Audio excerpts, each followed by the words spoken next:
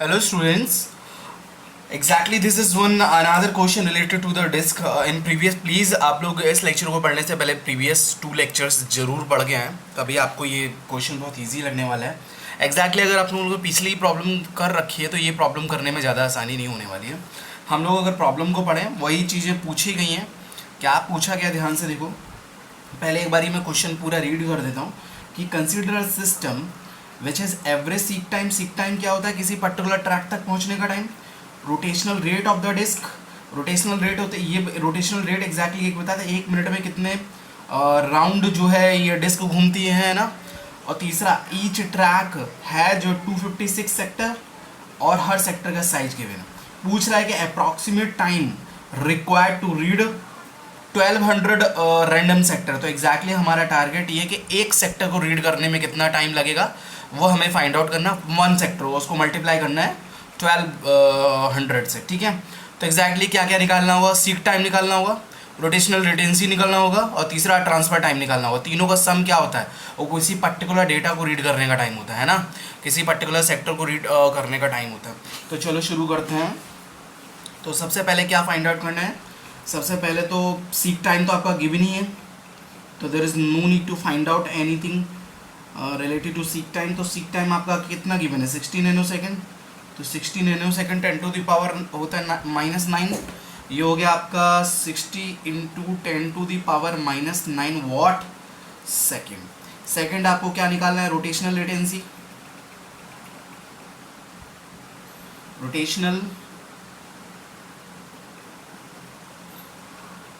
Rotational latency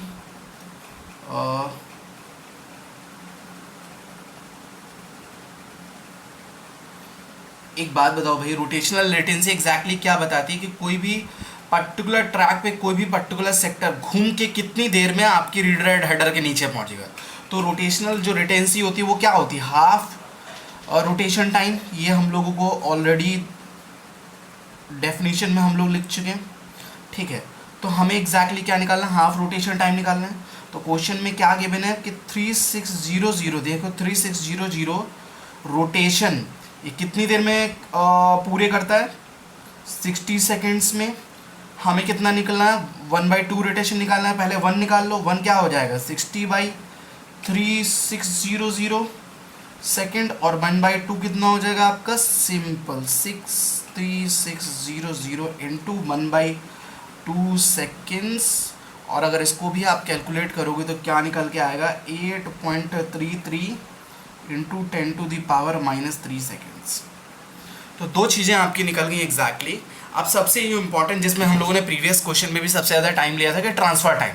transfer time is the time कि कितना time लगता है कि किसी पर्टिकुलर सेक्टर को रीड करने में. तो एक चीज़ मैंने आप लोगों को प्रीवियस क्वेश्चन में कहा थी कि मान लो ये डिस्क है, तो इस पूरे डिस्क को एक रोटेट में, ध्यान से सुनना, मान लो एक ट्रैक, ये रीड राइट हेड ये है, ये एक ट्रैक है, ये ट्रैक है, इस पे रीड राइट हेडर लगा हुआ है.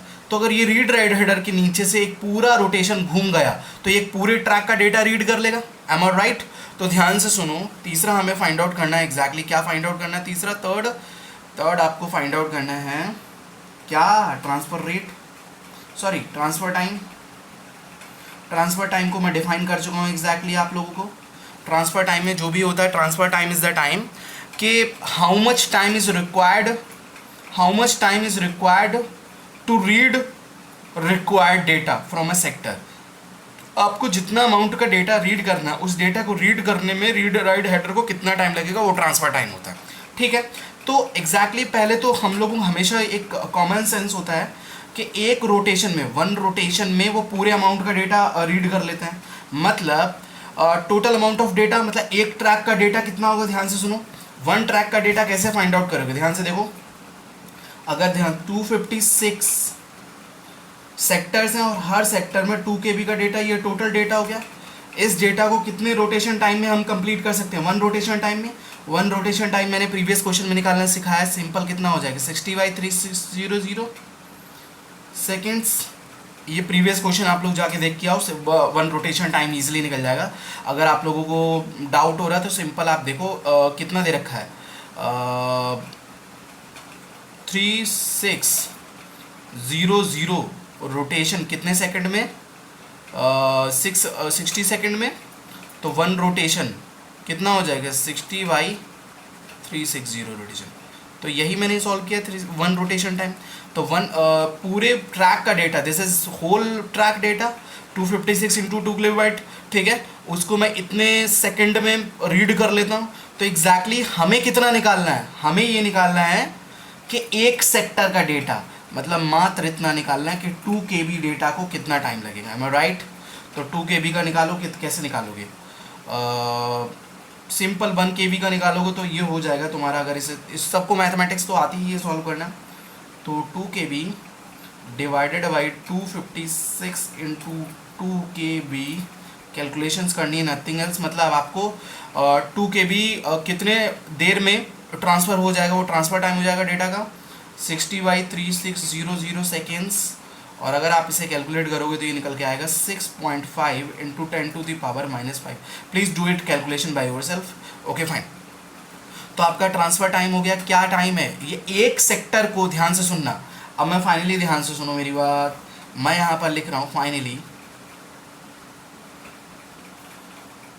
Total time required to read 1 sector. 1 sector में कितना डेटा है, 2 KB डेटा। तो देखो उस पर्टिकुलर सेक्टर के ट्रैक तक पहुंचने में कितना टाइम लगेगा, इतना। वो पर्टिकुलर ट्रैक जो है जब घूमेगा तो उस पर्टिकुलर सेक्टर को रीड राइट हेडर तक आने में कितना टाइम लगेगा, इतना। उस सेक्टर के डेटा को रीड करने का टाइम, उसको ट्रांसफर टाइम कितना लगेगा, इतना। तो सबका टोटल टाइम क्या होता है, seek time plus rotational latency, हाँ जी, एक सेक्टर हो गया, और प्लस क्या होता है, transfer time.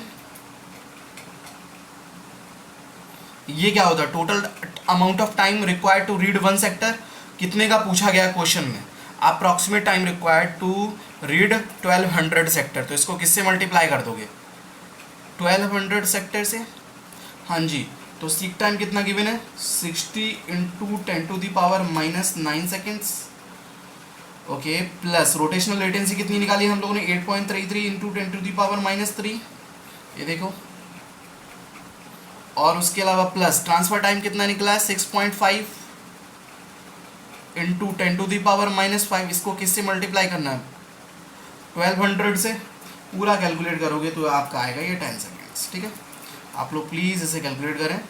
This is your answer to read the 1200 random sector from the disk. Okay fine. इसके अलावा क्वेश्चन में क्या पूछा गया, उसके अलावा पूछा गया what is the data transfer rate. Hey, transfer rate क्या होता है, एक यूनिट टाइम में आप कितना डेटा को रीड कर लेते हो, यही तो होता है। मैंने प्रीवियस क्वेश्चन में भी आपको समझाया था। अगर इसे आप डिफाइन करो तो डेफिनेशन इसकी क्या है एग्जैक्टली, कि the number of bytes are transferred from where, from secondary memory. Secondary memory क्या है, disk. The number of bytes are transferred for unit time is called as the transfer rate. तो एक बात बताओ, ये कैसे सॉल्व होगा। प्रीवियसली भी मैंने आपको बताया था कि एक रोटेशन टाइम में, ध्यान से सुनो, मैं इसको सेकंड क्वेश्चन को सॉल्व कर रहा हूँ, प्लीज़ आप लोग प्रीवियस क्वेश्चन भी रेफर करें, मैं डायरेक्टली इस समय समझा रहा हूँ। डेटा ट्रांसफर रेट निकालना है आपको,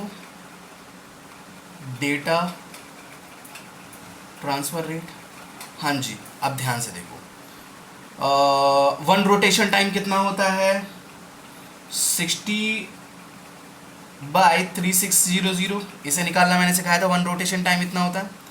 इसमें मैं पूरे डिस्क का डेटा, मतलब डिस्क के पूरे ट्रैक का डेटा रीड कर सकता हूँ 2 KB। अब वो यूनिट टाइम का पूछ रहा है, मतलब ये है 60/3 सेकंड, ये 1 सेकंड का पूछ रहा है बस। तो 1 सेकंड होता है ट्रांसफर रेट, मतलब एक यूनिट टाइम में आप कितने बाइट का डेटा रैंड हुए। इतने टाइम में हम पूरे ट्रैक का डेटा रीड कर पा रहे हैं। तो एक सेकंड में 60/3600 सेकंड में हम पूरे ट्रैक का डेटा रीड गए, एक सेकंड में कितना होगा। तो इसको सिंपली कैलकुलेट कर लो, 3600 divided by 360, 256 into 2 KB। Please calculate by yourself. ये आपका आंसर आएगा 30 Mbps। So this is your second question related to the disk. We will proceed further in next lecture. Thank you.